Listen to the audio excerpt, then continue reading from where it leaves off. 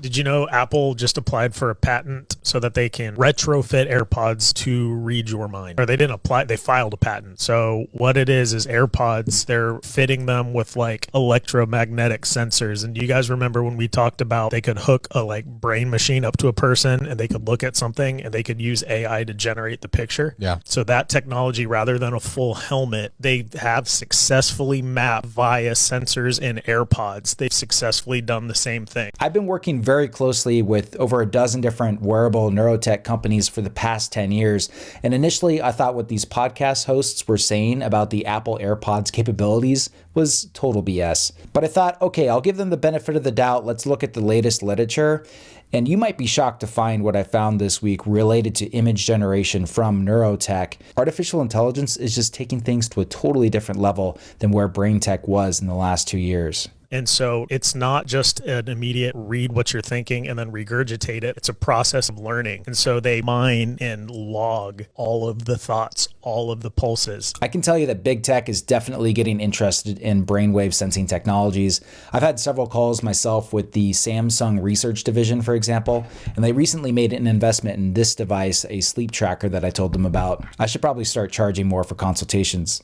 And what Andrew from the podcast here is referring to is these AI generated brainwave pictures that did have some shocking developments in 2023. Several groups have successfully trained models that can take functional MRI blood flow data from subjects and type out what the subjects are viewing or listening to from brain data alone. And now through stable diffusion video production, they can generate completely new images and videos from the brain data alone that are quite jaw-dropping. The big question right now is if brainwave sensors fitted into something like the Apple AirPods are able to do the same thing. Those big MRI machines take up half of a room and cost $3 million, and the data has to be analyzed afterwards to recreate the images. Now, Meta of Facebook did put out a recent paper where they claim to have achieved real-time translation of brainwave data into perceived images using magnetic encephalography, which is another bulky helmet that can do real-time translation of the magnetic pulses of the brainwaves into images, but it needs to be in a magnetically shielded room and also costs around $3 million.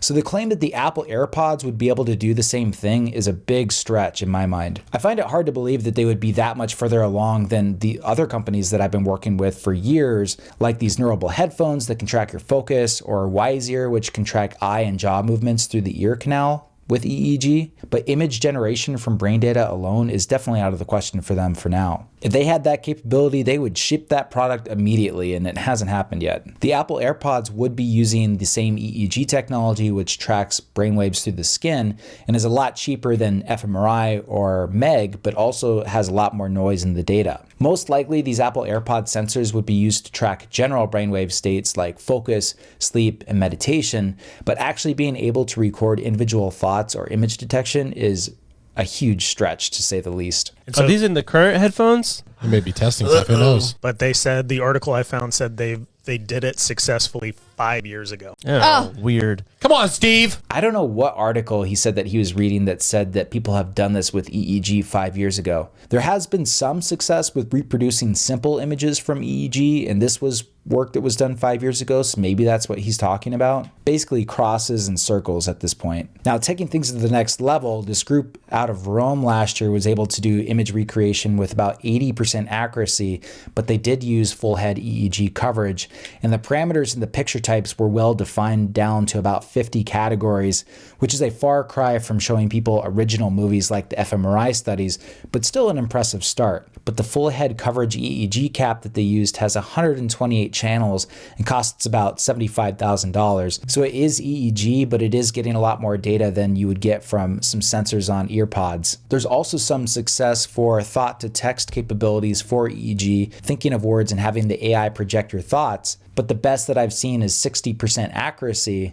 And what we've seen from the consumer market is that people really need to see 90% accuracy to actually be impressed. So we've got a ways to go yet. But you know how they updated the iPhone 15 in France with a software update so it wasn't spitting out radiation? Oh, They yeah. probably can do the same thing with all their We fixed the radiation. Think No, about you the did. iPhone, like the heartbeat sensor and all that stuff. Not the iPhone, the watch. Yeah. Stuff they're taking out. Like, this could be a behind the scenes, like, they're like, we don't like what you're doing with the tech, so we're trying to shut you down. But I will say this technology is coming along quickly, and those image recreation from Stable Diffusion from brain data alone is just striking. And with recent advances in AI, what's coming for the Apple AirPods is really anyone's guess.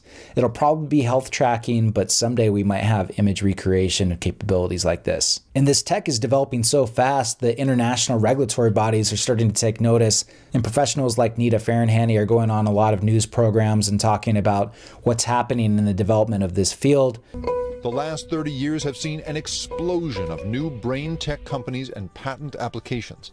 Now, as AI makes the tech smaller and more powerful, Duke law professor Nita Farahany worries it'll be used to not just read minds, but judge them. She also has a book out called Battle for Your Brain, and I interviewed her on my YouTube channel. So if you want to learn more about this tech, be sure to subscribe to my YouTube, where I'm reviewing all these devices, talking about what's happening in the field, and interviewing experts like Nita. I'm also building my own AI mind reading companion through ChatGPT and other AI engines, so I'll see you there.